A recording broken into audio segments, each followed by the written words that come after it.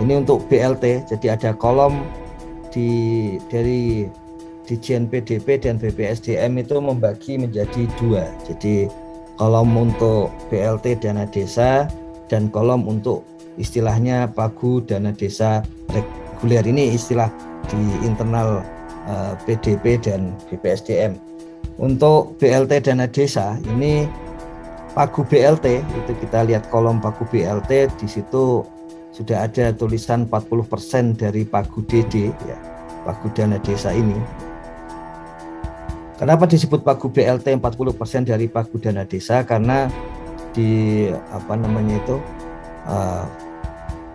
Peraturan Presiden 104/2021 PMK 190/2021 disebutkan bahwa BLT dana desa itu wajib disalurkan serendah-rendahnya 40% dari dana desa. Meskipun minggu lalu kemudian karena berbagai usulan dari daerah, kemudian dalam berbagai rapat baik di level menteri maupun di level eselon 1, akhirnya minggu lalu keluar surat hasil rapat BPKP eselon 1 BPKP dengan eselon 1 kementerian mengenai pagu BLT ini ya. Jadi kalau sampai kurang dari 40% itu maka kepala daerah bisa memberikan diskresi. Nah, jadi angka 40% dari pagu DD itu munculnya dari kebijakan tersebut. Kemudian jumlah KPM, nah ini jumlah KPM jangan lupa ini tidak boleh berbeda dari yang menu penyaluran BLT. Jadi di menu penyaluran BLT ini di bagian biru itu ada berbagai kriteria untuk penerima BLT dana desa 2021. Jangan lupa ketika dijumlahkan di jumlah KPM BLT DD 2022 sesuai peraturan kepala desa, jangan sampai jumlahnya berbeda ya. Jadi jumlahnya itu harus sesuai dengan Perkades, dicek lagi karena ini penjumlahan itu dilakukan oleh aplikasi. Karena dilakukan oleh aplikasi, maka perlu dicek kembali kalau sampai ada perbedaan. Nah, angka 250 untuk Gus Warso ini 3 desa yang dikelola 82, 86 ya. Di 82 di Domas, Tanjung 82, Desa Sugian 86, 86 ini harus sama dengan yang ada di penyaluran DD 250, 82, 86 ya, jadi sudah sesuai seperti itu. Kemudian dari situ maka mesin akan mengalihkan berapa KPM kali 12 yaitu 12 bulan kali 300.000 yaitu angka pemberian kepada KPM per bulan, sehingga muncullah angka 900 juta dari 3 desa yang menjadi wilayah dampingan. Kemudian bagaimana melihat realokasi? Nah, realokasi ini adalah bagian yang sering dibicarakan kenapa harus dipindah-pindahkan. Nah, cara melihatnya adalah kolom pagu BLT yaitu 40% dari pagu DD dikurangi anggaran BLT yaitu real dari Perkades KPM kemudian kali 12 kali 300.000. Kalau di situ yang pagu BLT dikurangi anggaran BLT itu positif, artinya ada angka yang tersisa, maka itu akan menjadi realokasi. Tapi kalau nol atau negatif, maka realokasi akan selalu tertulis nol. Contohnya di sini 3 desa itu pagunya 895 juta, kemudian anggaran BLT-nya 900 juta, artinya lebih tinggi daripada pagu, maka realokasi nol. Tidak akan ada dana desa yang akan dicek oleh bupati, kemudian diskresi bupati apakah akan diberikan realokasinya itu kepada desa lain atau ke desa itu ya, sesuai dengan surat dari BPKP. Nah, di bawah juga sama 292, di sini anggarannya 295, berarti nggak ada realokasi. 294 anggarannya 295, sama, nggak ada. 308 juta anggarannya 309 juta, jadi nggak ada realokasi. Makanya di sini 0, tidak ada yang akan direalokasi di 3 desa ini.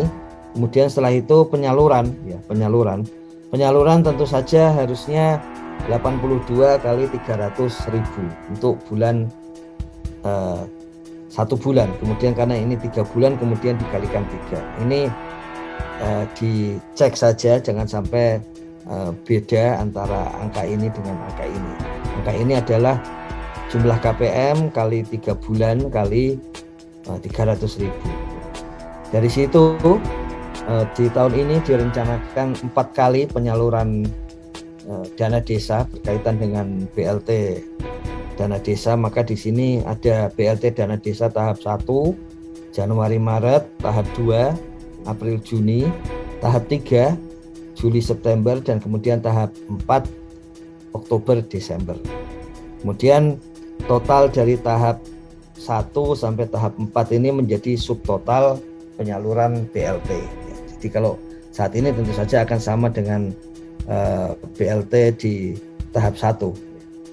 Kemudian di sini ada 2 jenis persentase, yaitu persentase terhadap pagu dana desa. Di mana itu pagu dana desa 225 juta dibandingkan dengan pagu yang ada di sini 2,2 miliar ya, untuk 3 desa ini.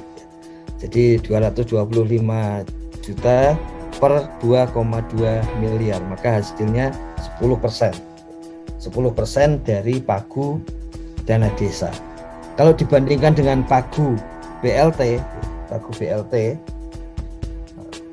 di sini 895, maka di sini 225 per 895 ya. Tapi kemarin disarankan bahwa ini plus minus sih sebetulnya. Jadi kalau ini kan 225 dibagi pagu BLT ini ya. Ada yang menyarankan kalau anggaran BLT-nya lebih tinggi, kenapa nggak dari anggaran BLT? Tapi kalau anggaran BLT-nya lebih rendah sehingga ada realokasi, maka di sini persentasenya jadi akan sedikit berbeda cara membacanya ya. Nah di sini sampai saat ini adalah subtotal penyaluran BLT per pagu BLT untuk menjadi persentase penyaluran BLT terhadap pagu BLT ini. Ini yang bagian penyaluran dana desa untuk BLT dana desa. Kemudian berikutnya itu adalah penyaluran dana desa untuk istilah di Dijen PDP dan di BPSDM adalah dana desa reguler. Memang ini penting dan menarik ini dana desa reguler ini, karena tahun lalu misalnya diketahui bahwa dana desa reguler itu ternyata seringkali sangat-sangat kecil, ya, sangat-sangat kecil sehingga tidak bisa dipakai oleh desa. Misalnya ada yang paling kecil tahun lalu itu ketika penyaluran tahap 1 hanya tinggal 7 juta karena sisanya dipakai untuk COVID yang nggak boleh digunakan waktu itu ya. Kemudian untuk apa namanya itu, untuk BLT nggak boleh digunakan yang lain sehingga sisanya seperti itu. Nah tahun ini konsep PDP dan BPSDM adalah yang wajib itu BLT dana desa. Bagaimana dengan COVID-19? Ya itu juga wajib, tapi sudah ada ketentuan di PMK 190 setelah 3 bulan kemudian bisa dipastikan kalau memang tidak ada yang terkena COVID-19 di desa itu, maka bisa dialihkan untuk keperluan prioritas pembangunan yang lain ya. Kemudian yang untuk 20% untuk ketahanan pangan nabati dan hewani itu kemudian masuk di dalam proses pembangunan yang sudah sering dilaksanakan oleh desa. Tinggal nanti di tagging, nanti ada satu menu lagi yaitu APBDes, di tagging apakah itu bagian dari padat karya, bagian dari ketahanan pangan atau bagian dari COVID-19. Nanti menu itu yang sedang proses penyusunan. Kemarin sudah selesai, cuman perlu dicek ulang karena isiannya adalah PDF dari Siskudes. Nah, jadi itu makanya pagu DD reguler tahun ini beda dengan komponen pagu DD reguler tahun lalu. Kalau tahun lalu sudah dikurangi BLT DD dan dikurangi 8% untuk COVID. Kalau tahun ini hanya dikurangi BLT DD. Jadi DD reguler ini, dana desa reguler ini adalah dana desa yang di sini pagu, kemudian dikurangi dengan anggaran BLT. Ya, jadi pagu dana desa dikurangi anggaran BLT. Jadi tidak dikurangi dengan pagu, tapi dikurangi anggaran BLT. Maka muncullah angka seperti ini, DD reguler ini. Nah, kemudian setelah itu dituliskan tahap 1 sudah keluar berapa. Ini tahap 1 ini kalau desa mandiri, maka dia akan keluar 60% dari pagu dana desa. Kalau dia desa tidak mandiri, maka keluar 40%. Nah, ini yang menarik. Persentasenya, ya, persentase penyaluran tahap 1 itu adalah 40% dari DD reguler. Jadi ini perlu jadi supaya kelihatan bahwa 40%-nya itu dari pagu di DD reguler, bukan dari pagu dana desa keseluruhan. Apakah ada konsekuensi? Ya, tentu saja seperti itu. Nanti kita lihat konsekuensinya di belakang. Meskipun sudah keluar tahap 1, tapi persentase penyalurannya tidak 40%, tapi 33,9%. Karena memang 40%-nya ini kemudian realnya itu dihitung dari DD reguler, bukan seluruh dana desa di desa itu.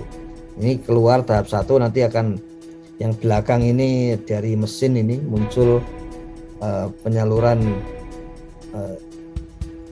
DD-nya ini dari tahap 1, 2, 3. Persentase penyaluran tahap 1 ini berarti tahap 1 ini dibagi dengan DD reguler. Nanti kalau tahap 2 keluar berarti tahap 2 ini dibagi dengan DD reguler, gitu seterusnya ya. Jadi ini kemudian muncul secara keseluruhan DD regulernya adalah 23,92 ya. Ini dihitung dari persentase DD reguler ini, subtotal penyaluran ini dibagi dengan pagu dana desanya. Jadi kalau dengan pagu dana desa sebetulnya keluarnya 24%. Tapi kalau dari pagu DD reguler itu memang 40%. Nah, kemudian setelah itu dicek kembali pagu DD setelah realokasi. Artinya apa? Artinya di sini adalah penghitungan keseluruhan pagu dana desa ini dikurangi kemungkinan realokasi karena BLT-nya kurang dari 40%. Kolom pagu dana desa kemudian dikurangi dengan kolom realokasi. Kalau ini kan kosong, sehingga nanti tentunya di sini pagu DD setelah realokasi itu akan sama dengan pagu dana desa secara keseluruhan karena tidak ada realokasi. Kemudian setelah itu dicek total penyaluran ke RKD. Angka ini muncul dari subtotal penyaluran reguler ini, kemudian dengan subtotal penyaluran BLT ya, jadi 225 juta ditambah 535 juta, maka total yang salur ke rekening kas desa 760 juta. Barulah di situ 760 juta itu kemudian dibagi dengan pagu dana desa, sehingga muncul persentase total penyaluran dana desa di 3 desa itu.